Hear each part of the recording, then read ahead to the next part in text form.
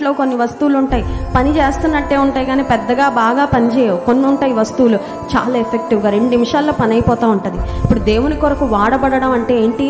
ఏదో వాడబడుతున్నా, ఏదో వెళ్తున్నానండి, ఏదో స్తుతిస్తున్నానండి, ఏదో ప్రార్థిస్తున్నానండి, ఏదో సేవ చేస్తున్నానండి, నన్ను అలా ఉండనివ్వండి కాదు. నువ్వు ఎఫెక్టివ్ అవ్వాలి, సమర్థవంతంగా ప్రభు కొరకు బ్రతకాలి, సమర్థవంతముగా దేవుని పని చేయాలి, సమర్థవంతంగా దేవుని కొరకు సాక్షార్థంగా నిలవాలి. అటువంటి వారి కొరకు చూస్తున్నాడు దేవుడి. స్తోత్రం చెప్దాం, హల్లెలూయా.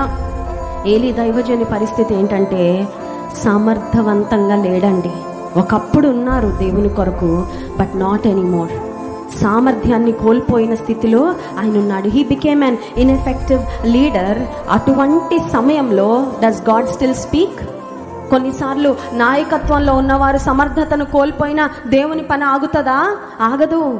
ఒకరు తప్పిపోయినంత మాత్రాన, ఒకరు చెడిపోయినంత మాత్రాన దేవుడు పనులు ఆగుతాయా? ఆగవు.